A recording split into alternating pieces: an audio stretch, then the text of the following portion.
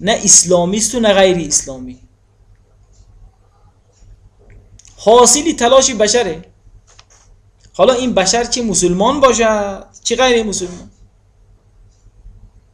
ببینید مسلمان ها هم بشرن دیگه، مگر یونانی ها بشر بودند و اینا بشر نبودند که بعضی ها میبیاند فلسفه اسلامی را زیر سوال میبرند.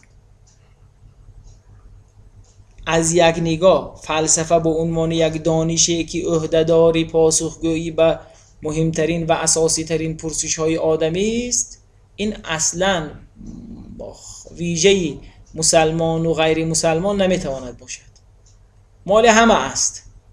چه بسا یه نفر شخصی که در آفریقا هست، اونم اگر بیاد حاصلی تلاش های عقلیشو عرضه کنه، خونه میشه فلسفه. شاید پاسخهای اون هم مثل پاسخهای ارسطو یا مسلمان ها باشد، فرقی ندارد که. ببینید ما مدعی هستیم که واقعی، یعنی کشف واقع اولا ممکن است، یعنی راه دارد، به خلاف سوفسطائیان. ما میتوانیم، انسان توانایی کشف از واقع را دارد. خب وقتی این ادعا را کردیم معناش چی؟ مگر دو انسان و مسلمان و غیر مسلمان از واقع غیر خارج دو گونه برداشت میکنند؟ نه، قرار باشد کشف از واقع مطرح باشد، خب باید یک گونه باشد.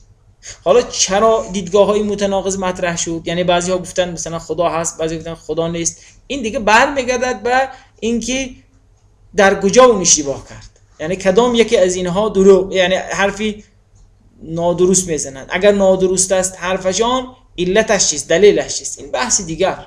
اما در مجموع فلسفه مالی هیچ کسی نیست، مال همه بشریت است. اون بشر مسلمان است، یهودی است، مسیحی است، اصلا ماتریالیست، هر کی بود، حاصل تلاش بشر مثل دیگر علوم.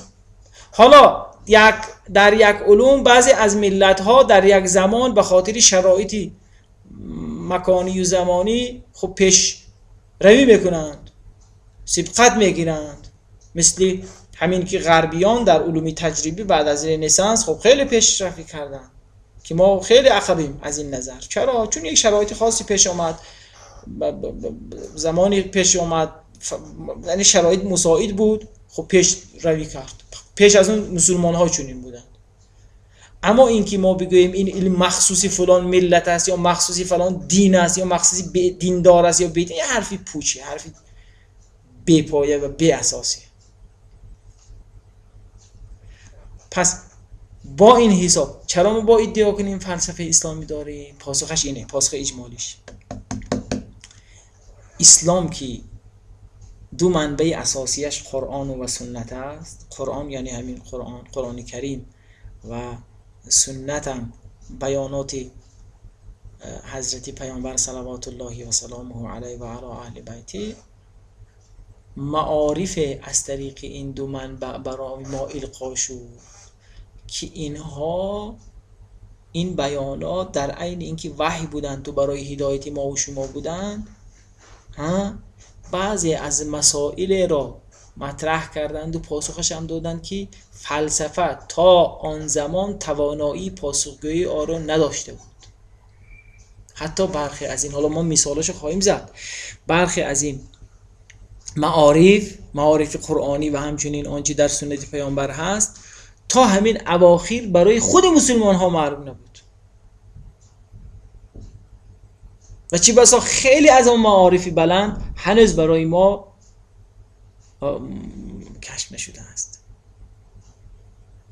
اینجاست که ما مدعیم، ادعا میکنیم که ما فلسفه اسلامی داریم. این معارف بود که الهام بخشید به بعضی از علمای فلاسفه اسلامی مثل ابن سینا، فارابی، خواجه نصیر، اینا که با الهام از این معارف اینها خب فلسفه مستقل برای ما شما عرضه کنند که حالا انشاءالله خواهد آمد.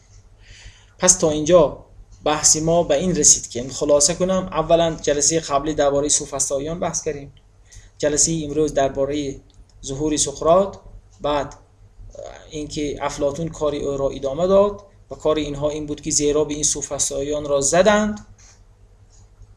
رئالیست واقعی او رئالیست همینا بودند. اولین رئالیست سقراط، فلاسفه واقع نگر.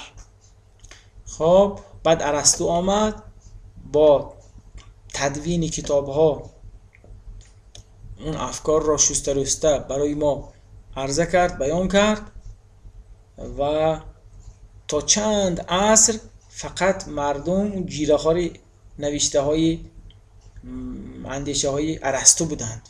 بعد جهان اسلام فلسفه یک رواج و رونق دیگر برای خودش گرفت، لباس دیگر گرفت که انشالله جلسه بعدی درباره این بیشتر بحث خواهیم کرد. و صلی الله تعالی علی خیر خلق محمد و اهل بیته و صحبه المنتجبین.